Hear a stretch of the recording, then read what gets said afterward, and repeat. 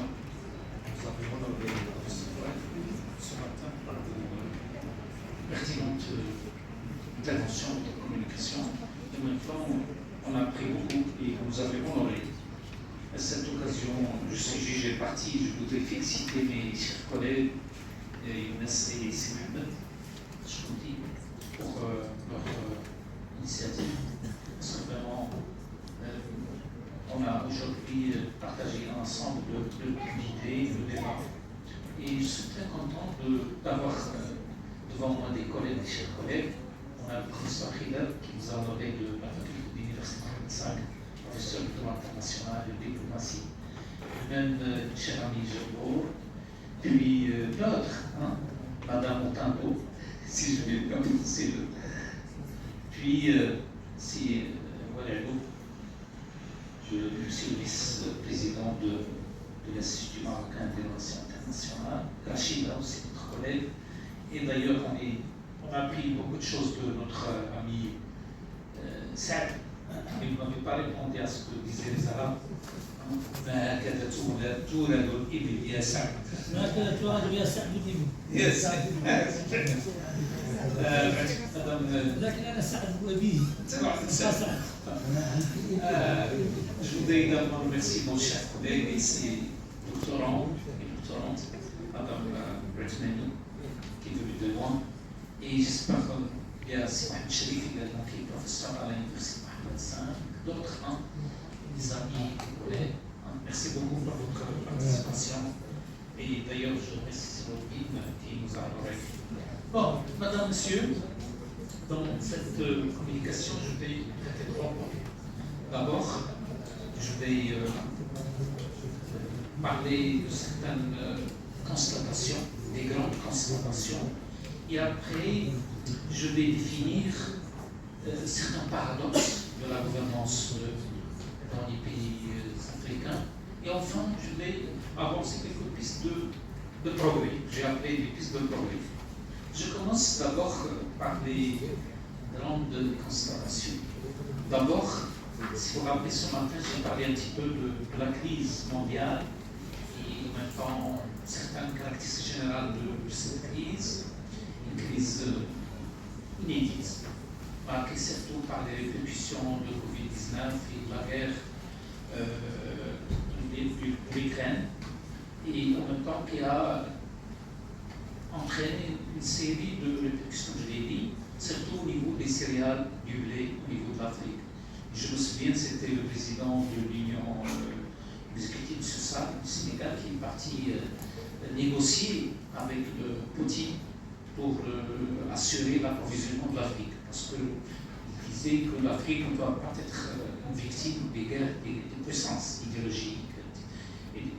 Et c'est pour ça que vous voyez, donc, madame, messieurs, que cette crise, que l'Afrique est tout carrefour de cette situation très difficile au niveau de la souveraineté, comme l'a dit ce matin le professeur Fouad. Il a parlé de la souveraineté de l'État, souveraineté économique, technologique, souveraineté nationale, etc.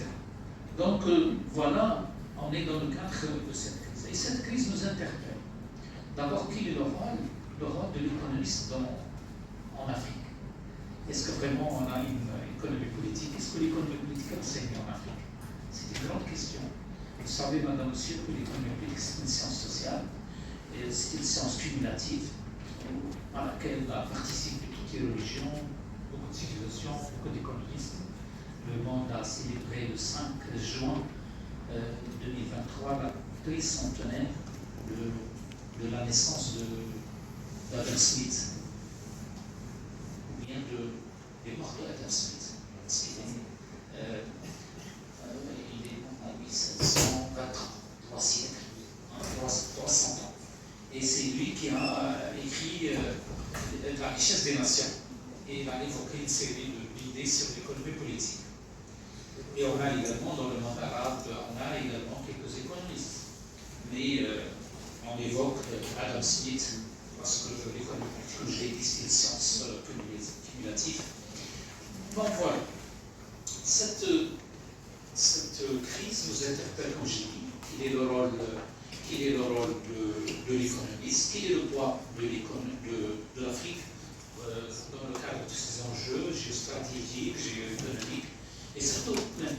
l'a dit ce matin, d'ailleurs, il a évoqué l'endettement extérieur de l'Afrique et la coopération internationale. Et d'ailleurs, je félicite les collègues qui ont choisi ce titre-là sur la coopération internationale. Parce que maintenant, les paiements de la dette représentent 57% du PIB en Afrique, parce que l'Afrique est endettée. De même, quelques statistiques nous montrent que la coopération, l'aide internationale, il est à peu près le chiffre des fuites de capitaux, c'est-à-dire les détournements de fonds, les fuites de capitaux opérés, plutôt effectués par les Africains. C'est-à-dire que l'Afrique n'a pas besoin d'aide internationale s'il a bien géré ses fonds propres. Et d'ailleurs, il y a une équivalence, c'est-à-dire le montant global des fuites de capitaux, de la corruption, de l'argent noir, comme disaient les économistes, et en même temps ce qu'apporte la coopération internationale. D'où l'importance que, d'ailleurs, M. Chibet m'a posé également ce matin, je voudrais d'ailleurs, les 5 constitutions sont des constitutions épistémologiques et méthodologiques, vous l'avez remarqué. D'ailleurs, lorsque je parle de la gouvernance, je suis conscient de son poids idéologique. Donc, c'est un concept idéologique trompeur, parce qu'il est né au sein de l'idéologie, avec le marché, avec tout un corpus théorique occidental. Mais il cache une réalité. L'émergence de la gouvernance, c'était pour pousser des pays africains qui ont été d'ailleurs le Mexique et le Brésil dans les années 85, le concept plus ancien que l'endettement du Mexique et du Brésil, mais il était venu pour développer davantage le concept de gouvernance. C'est-à-dire, on a dit au Mexique, lorsqu'ils ont refusé de payer les dettes extérieures au Fonds monétaire international et à la Banque mondiale, on a dit qu'il faut améliorer votre gouvernance et comme ça on peut vous échelonner votre dette étrangère. C'est pour cela que je touche l'aspect, et d'ailleurs la Banque mondiale, il a dit qu'il faut rationaliser les dépenses, etc., pour avoir plus de crédit, plus de facilité. Donc voilà, si vous voulez, la dimension idéologique. Mais il y a la dimension opération. Et c'est ce que je voudrais avancer devant vous. La dimension opérationnelle, c'est qu'on peut l'utiliser en dépit de ces aspects idéologiques, on peut l'exploiter sur le plan opérationnel. Parce que pourquoi on a parlé, pourquoi la Banque mondiale parle de la gouvernance au lieu de la démocratie? Moi je vois que la gouvernance, c'est un nom, c'est la démocratie. Mais la Banque mondiale, parce qu'il a des relations commerciales, financières, monétaires, avec des pays qui ne sont pas démocratiques.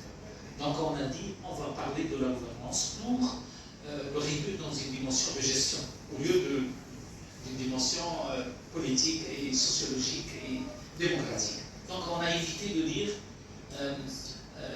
démocratie, on a dit voilà, on va avoir un concept, la gouvernance.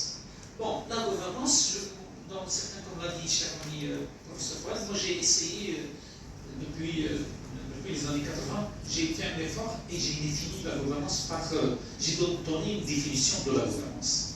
D'abord, moi je définis la gouvernance par une vision. Il faut avoir une vision à long terme, à court terme, à moyen terme.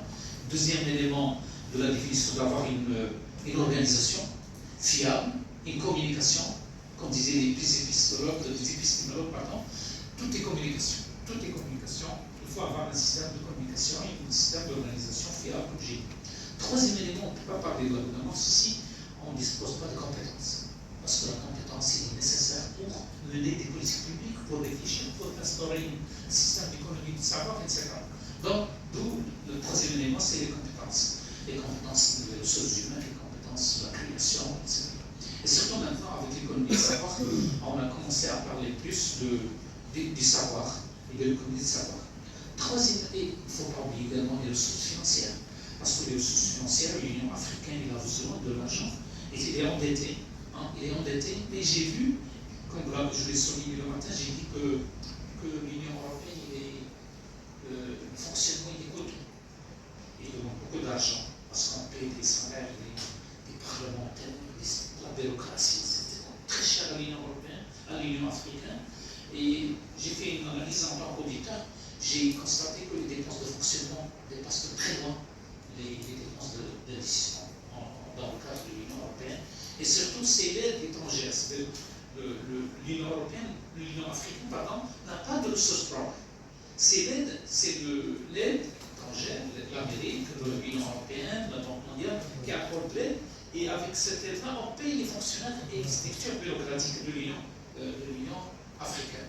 Pour vous dire la pertinence et l'importance qu'il faut accorder à une rationalisation des dépenses de l'Union africaine. Troisième constatation, il réside dans les paradoxes. J'ai essayé de dégager certains paradoxes. Vous l'avez remarqué, j'ai commencé par les paradoxes de l'ordre financier. Et voilà, il y a d'abord les paradoxes de la vision stratégique et les priorités du développement. On n'a pas une vision claire des priorités du développement. Et c'est pour ça que je considère qu'il faut avoir une vision stratégique pour instaurer des nouvelles pistes de développement en Afrique. Deuxième paradoxe, il réside dans la culture entière. En Afrique, il y a un esprit, une culture entière, une culture qui ne surestime pas le travail. C'est-à-dire que le travail n'est pas toujours estimé, l'effort fourni. Hein. Et j'ajoute la responsabilité sociétale ou politique. Hein. C'est un paradoxe également. Le paradoxe de, je voudrais dire, la représentativité. Le paradoxe de la représentativité au niveau national et au niveau international. Parce que l'Afrique n'est pas représentée au sein de la gouvernance mondiale, il faut le dire. Maintenant, avec le sommet Amérique et Afrique, tenu en septembre, je pense, la fin de l'année, il a prôné le développement d'une nouvelle charte de développement entre l'Amérique, parce qu'il y a maintenant un retour de l'Amérique au niveau de l'Afrique, parce que la Chine maintenant, elle veut une compétitivité, et on a dit, l'Amérique, elle a dit, il faut quand même avoir une place en Afrique. D'ailleurs, pour la représentativité internationale, je pense que l'Afrique mérite d'avoir des sièges au niveau international, étant donné son poids démographique, 1,3 milliard. Et d'ailleurs, ce matin, il a parlé des BRICS. D'ailleurs, un seul pays africain, c'est l'Afrique du Sud, qui est considéré comme un pays qui appartient au groupement BRICS. Mais aucun pays arabe, aucun pays, autre pays ne fait prendre. Maintenant, il y a l'Arabie Saoudite, il y a l'Algérie qui présentent il y a d'autres pays qui présentent leur candidature. Quatrième paradoxe, il réside dans l'économie des savoirs. En Afrique, on ne donne pas d'importance à l'économie des savoirs, mais à la création, parce qu'il est question de réfléchir sur l'innovation, sur la création et en même temps la codification du savoir en Afrique. Et cet écrit, c'était M. Ba de l'UNESCO. Il a écrit en 1958, il a dit, je pense là, c'est un philosophe sénégalais qui a dit un jour, lorsqu'un Africain est décédé, c'est toute une librairie qui brûle. Parce que, voilà, lorsqu'un